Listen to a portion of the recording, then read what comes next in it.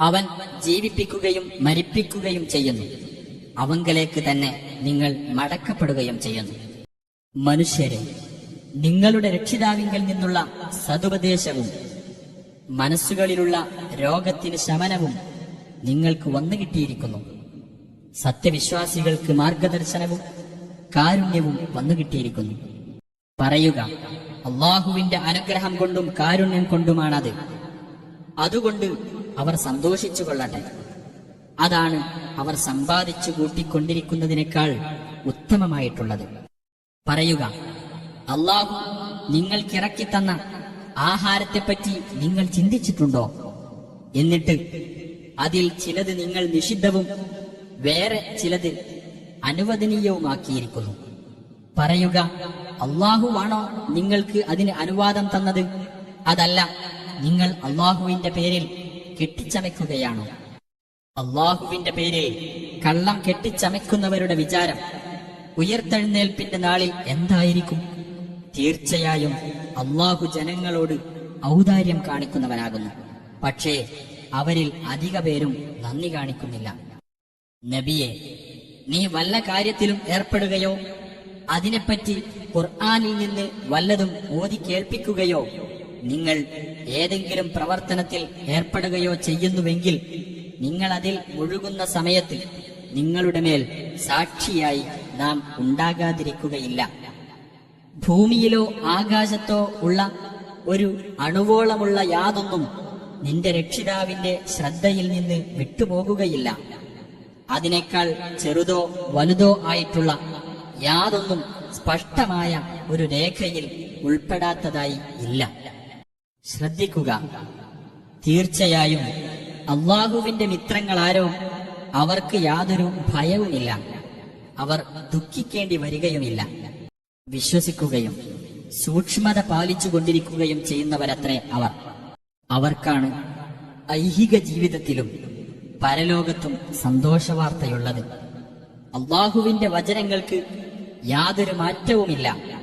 ആ സന്തോഷവാർത്ത തന്നെയാണ് മഹത്തായ ഭാഗ്യം.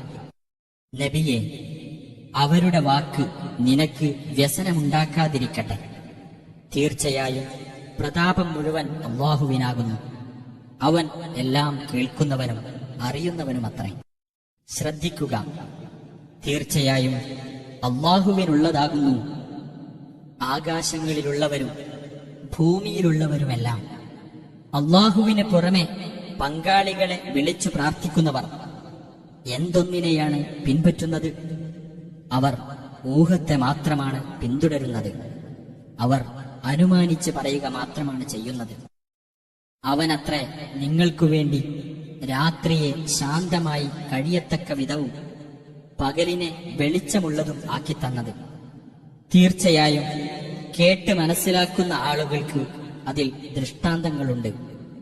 അള്ളാഹു ഒരു സന്താനത്തെ സ്വീകരിച്ചിരിക്കുന്നു എന്നവർ പറഞ്ഞു. അവൻ എത്ര പരിശുദ്ധൻ! അവൻ പരാശ്രയമുക്തനത്ര. ആകാശങ്ങളിലുള്ളതും ഭൂമിയിലുള്ളതുമെല്ലാം അവന്റേതാകുന്നു. നിങ്ങളുടെ പക്കൽ ഇതിന് അഥവാ ദൈവത്തിന് സന്താനം ഉണ്ടെന്നതിന് യാതൊരു പ്രമാണവുമില്ല. അള്ളാഹുവിന്റെ പേരിൽ നിങ്ങൾക്കറിവില്ലാത്തത് നിങ്ങൾ പറഞ്ഞുണ്ടാക്കുകയാണോ? പറയുക, അള്ളാഹുവിന്റെ പേരിൽ കള്ളം കെട്ടിച്ചമയ്ക്കുന്നവർ വിജയിക്കുകയില്ല. തീർച്ച അവർക്കുള്ളത് ഇഹലോകത്തെ സുഖാനുഭവമത്ര. പിന്നെ നമ്മുടെ അടുക്കലേക്കാണ് അവരുടെ മടക്കം. എന്നിട്ട് അവർ അവിശ്വസിച്ചിരുന്നതിന്റെ ഫലമായി കഠിനമായ ശിക്ഷ നാം അവർക്ക് ആസ്വദിപ്പിക്കുന്നതാണ്. നബിയെ, നീ അവർക്ക് നോഹിനെ പറ്റിയുള്ള വിവരം ഓതി കേൾപ്പിക്കുക. അദ്ദേഹം തന്റെ ജനതയോട് പറഞ്ഞ സന്ദർഭം: എന്റെ ജനങ്ങളെ, എന്റെ സാന്നിധ്യവും അള്ളാഹുവിന്റെ ദൃഷ്ടാന്തങ്ങളെപ്പറ്റിയുള്ള എന്റെ ഉത്ബോധനവും നിങ്ങൾക്ക് ഒരു വലിയ ഭാരമായി തീർന്നിട്ടുണ്ടെങ്കിൽ അള്ളാഹുവിന്റെ മേൽ ഞാനിതാ ഭരമേൽപ്പിച്ചിരിക്കുന്നു. എന്നാൽ നിങ്ങളുടെ കാര്യം നിങ്ങളും നിങ്ങൾ പങ്കാളികളാക്കിയവരും കൂടി തീരുമാനിച്ചുറപ്പിച്ചുകൊള്ളും. പിന്നെ നിങ്ങളുടെ കാര്യത്തിൽ അഥവാ തീരുമാനത്തിൽ നിങ്ങൾക്ക് ഒരു അവ്യക്തതയും ഉണ്ടായിരിക്കരുത്. എന്നിട്ട് എന്റെ നേരെ നിങ്ങൾ ആ തീരുമാനം നടപ്പിൽ വരുത്തൂ. എനിക്ക് നിങ്ങൾ ഇടതരികയേ വേണ്ട. ഇനി നിങ്ങൾ പിന്തിരിഞ്ഞു കളയുന്ന പക്ഷം ഞാൻ നിങ്ങളോട് യാതൊരു പ്രതിഫലവും ചോദിച്ചിട്ടില്ല. എനിക്ക് പ്രതിഫലം തരേണ്ടത് അള്ളാഹു മാത്രമാകുന്നു. അള്ളാഹുവിന് കീഴ്പ്പെടുന്നവരുടെ കൂട്ടത്തിൽ ആയിരിക്കുവാനാണ് ഞാൻ കൽപ്പിക്കപ്പെട്ടിട്ടുള്ളത്. എന്നിട്ട് അവർ അദ്ദേഹത്തെ നിഷേധിച്ചു തള്ളിക്കളഞ്ഞു. അപ്പോൾ അദ്ദേഹത്തെയും അദ്ദേഹത്തോടൊപ്പമുള്ളവരെയും നാം കപ്പലിൽ രക്ഷപ്പെടുത്തുകയും അവരെ നാം ഭൂമിയിൽ പിൻഗാമികളാക്കുകയും ചെയ്തു. നമ്മുടെ ദൃഷ്ടാന്തങ്ങൾ നിഷേധിച്ചു തള്ളിയവരെ നാം മുക്കിക്കളഞ്ഞു. അപ്പോൾ നോക്കൂ, താക്കീത് നൽകപ്പെട്ട ആ വിഭാഗത്തിന്റെ പര്യവസാനം എങ്ങനെയായിരുന്നുവെന്ന്. പിന്നെ അദ്ദേഹത്തിനു ശേഷം പല ദൂതന്മാരെയും അവരുടെ ജനതയിലേക്ക് നാം നിയോഗിച്ചു. അങ്ങനെ അവരുടെ അടുത്ത് തെളിവുകളും കൊണ്ട് അവർ ചെന്നു. എന്നാൽ മുമ്പ് ഏതൊന്ന് അവർ നിഷേധിച്ചു തള്ളിയോ അതിൽ അവർ വിശ്വസിക്കുവാൻ തയ്യാറുണ്ടായിരുന്നില്ല. അതിക്രമകാരികളുടെ ഹൃദയങ്ങളിന്മേൽ അപ്രകാരം നാം മുദ്ര വെക്കുന്നു. പിന്നീട് അവർക്ക് ശേഷം നമ്മുടെ ദൃഷ്ടാന്തങ്ങളുമായി ഫിർഔനിന്റെയും അവന്റെ പ്രമാണിമാരുടെയും അടുത്തേക്ക് മൂസായെയും ഹാറൂനെയും നാം നിയോഗിച്ചു. എന്നാൽ അവർ അഹങ്കരിക്കുകയാണ് ചെയ്തത്. അവർ കുറ്റവാളികളായ ഒരു ജനവിഭാഗമായിരുന്നു. അങ്ങനെ നമ്മുടെ പക്കൽ നിന്നുള്ള സത്യം അവർക്ക് വന്നെത്തിയപ്പോൾ അവർ പറഞ്ഞു, തീർച്ചയായും ഇത് സ്പഷ്ടമായ ഒരു ജാലവിദ്യ തന്നെയാകുന്നു. മൂസ പറഞ്ഞു, സത്യം നിങ്ങൾക്ക് വന്നെത്തിയപ്പോൾ അതിനെപ്പറ്റി ജാലവിദ്യയെന്ന് നിങ്ങൾ പറയുകയോ? ജാലവിദ്യയാണോ ഇത്? യഥാർത്ഥത്തിൽ ജാലവിദ്യക്കാർ വിജയം പ്രാപിക്കുകയില്ല. അവർ പറഞ്ഞു, ഞങ്ങളുടെ പിതാക്കന്മാർ എന്തൊന്നിൽ നിലകൊള്ളുന്നവരായി ഞങ്ങൾ കണ്ടുവോ, അതിൽ നിന്ന് ഞങ്ങളെ തിരിച്ചുകളയാൻ വേണ്ടിയും ഭൂമിയിൽ മേധാവിത്വം നിങ്ങൾക്ക് രണ്ടുപേർക്കുമാകാൻ വേണ്ടിയുമാണോ നീ ഞങ്ങളുടെ അടുത്ത് വന്നിരിക്കുന്നത്? നിങ്ങൾ ഇരുവരെയും ഞങ്ങൾ വിശ്വസിക്കുന്നതേ അല്ല. ഫിർഔൻ പറഞ്ഞു, എല്ലാ വിവരമുള്ള ജാലവിദ്യക്കാരെയും നിങ്ങൾ എന്റെ അടുക്കൽ കൊണ്ടുവരൂ. അങ്ങനെ ജാലവിദ്യക്കാർ വന്നപ്പോൾ മൂസ അവരോട് പറഞ്ഞു, നിങ്ങൾക്ക് ഇടാനുള്ളതെല്ലാം ഇട്ടേക്കൂ. അങ്ങനെ അവർ ഇട്ടപ്പോൾ മൂസ പറഞ്ഞു, നിങ്ങൾ ഈ അവതരിപ്പിച്ചത് ജാലവിദ്യയാകുന്നു. തീർച്ചയായും അള്ളാഹു അതിനെ പൊളിച്ചു കളയുന്നതാണ്. കുഴപ്പമുണ്ടാക്കുന്നവരുടെ പ്രവർത്തനം അള്ളാഹു ഫലവത്താക്കി തീർക്കുകയില്ല. തീർച്ച സത്യത്തെ അവന്റെ വചനങ്ങളിലൂടെ അവൻ യാഥാർത്ഥ്യമാക്കി തീർക്കുന്നതാണ്. കുറ്റവാളികൾക്ക് അത് അനിഷ്ടകരമായാലും ശരി. എന്നാൽ മൂസായെ തന്റെ ജനതയിൽ നിന്നുള്ള ചില ചെറുപ്പക്കാരല്ലാതെ മറ്റാരും വിശ്വസിച്ചില്ല. അത് തന്നെ ഫിർഔനും അവരിലുള്ള പ്രധാനികളും അവരെ മർദ്ദിച്ചേക്കുമോ എന്ന ഭയപ്പാടോടുകൂടിയായിരുന്നു. തീർച്ചയായും ഫിർഔൻ ഭൂമിയിൽ ഔന്നത്യം നടിക്കുന്നവൻ തന്നെയാകുന്നു.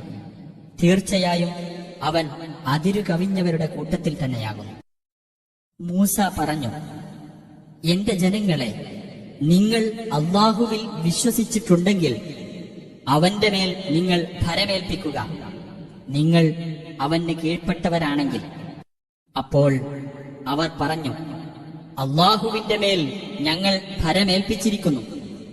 ഞങ്ങളുടെ രക്ഷിതാവേ, ഞങ്ങളെ നീ അക്രമികളായ ഈ ജനവിഭാഗത്തിന്റെ മർദ്ദനത്തിന് ഇരയാക്കരുത്. നിന്റെ കാരുണ്യം കൊണ്ട് സത്യനിഷേധികളായ ഈ ജനതയിൽ നിന്ന് ഞങ്ങളെ നീ രക്ഷപ്പെടുത്തണമേ. മൂസാക്കും അദ്ദേഹത്തിന്റെ സഹോദരനും നാം ഇപ്രകാരം സന്ദേശം നൽകി, നിങ്ങൾ രണ്ടുപേരും നിങ്ങളുടെ ആളുകൾക്ക് വേണ്ടി ഈജിപ്തിൽ പ്രത്യേകം വീടുകൾ സൗകര്യപ്പെടുത്തുകയും നിങ്ങളുടെ വീടുകൾ ഖിബലയാക്കുകയും നിങ്ങൾ നമസ്കാരം മുറ പോലെ നിർവഹിക്കുകയും ചെയ്യുക. സത്യവിശ്വാസികൾക്ക് നീ സന്തോഷവാർത്ത അറിയിക്കുക. മൂസ പറഞ്ഞു, ഞങ്ങളുടെ രക്ഷിതാവേ, ഫിർഔനും അവന്റെ പ്രമാണിമാർക്കും നീ ഐഹിക ജീവിതത്തിൽ അലങ്കാരവും സമ്പത്തുകളും നൽകിയിരിക്കുന്നു. ഞങ്ങളുടെ രക്ഷിതാവേ, നിന്റെ മാർഗത്തിൽ നിന്ന് ആളുകളെ തെറ്റിക്കുവാൻ വേണ്ടിയാണ് അവരത് ഉപയോഗിക്കുന്നത്. ഞങ്ങളുടെ രക്ഷിതാവേ, നീ അവരുടെ സ്വത്തുക്കൾ തുടച്ചു നീക്കേണമേ. വേദനയേറിയ ശിക്ഷ കാണുന്നതുവരെയും അവർ വിശ്വസിക്കാതിരിക്കത്തക്കവണ്ണം അവരുടെ ഹൃദയങ്ങൾക്ക് നീ കാഠിന്യം നൽകുകയും ചെയ്യണമേ. അള്ളാഹു പറഞ്ഞു, നിങ്ങളുടെ ഇരുവരുടെയും പ്രാർത്ഥന ഇതാ സ്വീകരിക്കപ്പെട്ടിരിക്കുന്നു. അതിനാൽ നിങ്ങൾ ഇരുവരും നേരെ നിലകൊള്ളുക. വിവരമില്ലാത്തവരുടെ വഴി നിങ്ങൾ ഇരുവരും പിന്തുടർന്നു പോകരുത്. ഇസ്രായേൽ സന്തതികളെ നാം കടൽ കടത്തിക്കൊണ്ടുപോയി. അപ്പോൾ ഫിർഔനും അവന്റെ സൈന്യങ്ങളും ധിക്കാരവും അതിക്രമവുമായി അവനെ പിന്തുടർന്നു.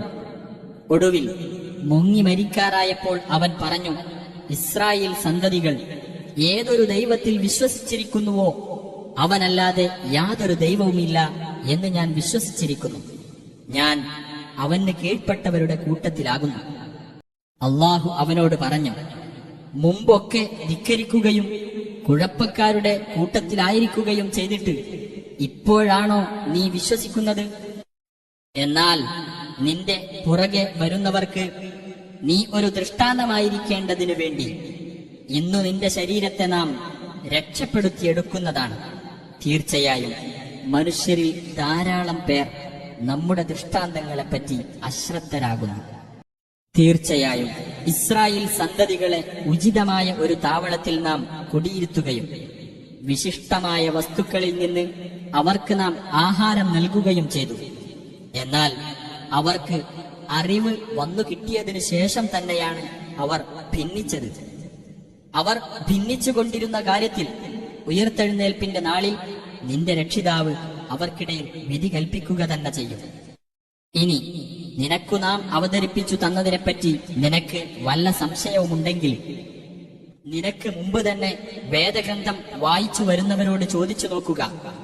തീർച്ചയായും നിനക്ക് നിന്റെ രക്ഷിതാവിങ്കിൽ നിന്നുള്ള സത്യം വന്നു കിട്ടിയിരിക്കുന്നു. അതിനാൽ നീ സംശയാലുക്കളുടെ കൂട്ടത്തിലായി പോകരുത്. അള്ളാഹുവിന്റെ ദൃഷ്ടാന്തങ്ങളെ നിഷേധിച്ചു തള്ളിയവരുടെ കൂട്ടത്തിലും നീ ആയിപ്പോകരുത്. എങ്കിൽ നീ നഷ്ടം പറ്റിയവരുടെ കൂട്ടത്തിലായിരിക്കും. തീർച്ചയായും ഏതൊരു വിഭാഗത്തിന്റെ മേൽ നിന്റെ രക്ഷിതാവിന്റെ വചനം സ്ഥിരപ്പെട്ടിരിക്കുന്നുവോ അവർ വിശ്വസിക്കുകയില്ല. ഏതൊരു തെളിവ് അവർക്ക് വന്നു കിട്ടിയാലും വേദനയേറിയ ശിക്ഷ നേരിൽ കാണുന്നതുവരെ. ഏതെങ്കിലും ഒരു രാജ്യം വിശ്വാസം സ്വീകരിക്കുകയും വിശ്വാസം അതിന് പ്രയോജനപ്പെടുകയും ചെയ്യാത്തതെന്ത്? യൂനുസിന്റെ ജനത ഒഴികെ. അവർ വിശ്വസിച്ചപ്പോൾ ഇഹലോക ജീവിതത്തിലെ അപമാനകരമായ ശിക്ഷ അവരിൽ നിന്ന് നാം നീക്കം ചെയ്യുകയും ഒരു നിശ്ചിത കാലം വരെ നാം അവർക്ക് സൗഖ്യം നൽകുകയും ചെയ്തു. നിന്റെ രക്ഷിതാവ് ഉദ്ദേശിച്ചിരുന്നുവെങ്കിൽ ഭൂമിയിലുള്ളവരെല്ലാം ഒന്നിച്ച് വിശ്വസിക്കുമായിരുന്നു. എന്നിരിക്കെ ജനങ്ങൾ സത്യവിശ്വാസികളാകുവാൻ നീ അവരെ നിർബന്ധിക്കുകയോ? യാതൊരാൾക്കും അള്ളാഹുവിന്റെ അനുമതി പ്രകാരമല്ലാതെ വിശ്വസിക്കാൻ കഴിയുന്നതല്ല. ചിന്തിച്ചു മനസ്സിലാക്കാത്തവർക്ക് അള്ളാഹു നികൃഷ്ടത വരുത്തിവെക്കുന്നതാണ്. നബിയെ പറയുക, ആകാശങ്ങളിലും ഭൂമിയിലും എന്തൊക്കെയാണുള്ളതെന്ന് നിങ്ങൾ നോക്കുവിൻ. വിശ്വസിക്കാത്ത ജനങ്ങൾക്ക് ദൃഷ്ടാന്തങ്ങളും താക്കീതുകളും എന്തു ഫലം ചെയ്യാനാണ്? അപ്പോൾ അവരുടെ മുമ്പ് കഴിഞ്ഞു പോയവരുടെ അനുഭവങ്ങൾ പോലുള്ളതല്ലാതെ മറ്റു വല്ലതും അവർ കാത്തിരിക്കുകയാണോ? പറയുക, എന്നാൽ നിങ്ങൾ കാത്തിരിക്കുക. തീർച്ചയായും ഞാനും നിങ്ങളോടൊപ്പം കാത്തിരിക്കുന്നവരുടെ കൂട്ടത്തിലാണ്. പിന്നീട് നമ്മുടെ ദൂതന്മാരെയും വിശ്വസിച്ചവരെയും നാം രക്ഷപ്പെടുത്തുന്നു. അപ്രകാരം നമ്മുടെ മേലുള്ള ഒരു ബാധ്യത എന്ന നിലയിൽ നാം വിശ്വാസികളെ രക്ഷപ്പെടുത്തുന്നു. പറയുക, ജനങ്ങളെ, എന്റെ മതത്തെ സംബന്ധിച്ച് നിങ്ങൾ സംശയത്തിലാണെങ്കിൽ നിങ്ങൾ മനസ്സിലാക്കുക, അള്ളാഹുവിന് പുറമെ നിങ്ങൾ ആരാധിക്കുന്നവരെ ഞാൻ ആരാധിക്കുകയില്ല. പക്ഷേ നിങ്ങളെ മരിപ്പിക്കുന്നവനായ അള്ളാഹുവെ ഞാൻ ആരാധിക്കുന്നു. സത്യവിശ്വാസികളുടെ കൂട്ടത്തിലായിരിക്കുവാനാണ് ഞാൻ കൽപ്പിക്കപ്പെട്ടിരിക്കുന്നത്. വക്രതയില്ലാത്തവനായിക്കൊണ്ട് നിന്റെ മുഖം മതത്തിന് നേരെയാക്കി നിർത്തണമെന്നും നീ ബഹുദൈവ വിശ്വാസികളിൽ പെട്ടവനായിരിക്കരുതെന്നും ഞാൻ കൽപ്പിക്കപ്പെട്ടിരിക്കുന്നു. അള്ളാഹുവിന് പുറമെ നിനക്ക് ഉപകാരം ചെയ്യാത്തതും നിനക്ക് ഉപദ്രവം ചെയ്യാത്തതുമായ യാതൊന്നിനോടും നീ പ്രാർത്ഥിക്കരുത്. നീ അപ്രകാരം ചെയ്യുന്ന പക്ഷം തീർച്ചയായും നീ അക്രമികളുടെ കൂട്ടത്തിലായിരിക്കും. നിനക്ക് അള്ളാഹു വല്ല ദോഷവും ഏൽപ്പിക്കുന്ന പക്ഷം അവനൊഴികെ അത് നീക്കം ചെയ്യാൻ ഒരാളുമില്ല. അവൻ നിനക്ക് വല്ല ഗുണവും ഉദ്ദേശിക്കുന്ന പക്ഷം അവന്റെ അനുഗ്രഹം തട്ടിമാറ്റാൻ ഒരാളുമില്ല. തന്റെ ദാസന്മാരിൽ നിന്ന് താൻ ഇച്ഛിക്കുന്നവർക്ക് ആ അനുഗ്രഹം അവൻ അനുഭവിപ്പിക്കുന്നു. അവൻ ഏറെ പൊറുക്കുന്നവനും കരുണാനിധിയുമത്രേ.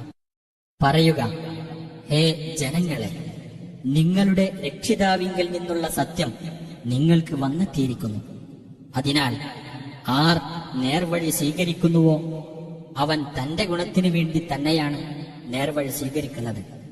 വല്ലവനും വഴി പിഴച്ചു പോയാൽ അതിന്റെ ദോഷവും അവന് തന്നെയാണ്. ഞാൻ നിങ്ങളുടെ മേൽ ഉത്തരവാദിത്തം ഏൽപ്പിക്കപ്പെട്ടവനല്ല. നിനക്ക് സന്ദേശം നൽകപ്പെടുന്നതിനെ നീ പിന്തുടരുക. അള്ളാഹു തീർപ്പു കൽപ്പിക്കുന്നതുവരെ ക്ഷമിക്കുകയും ചെയ്യുക.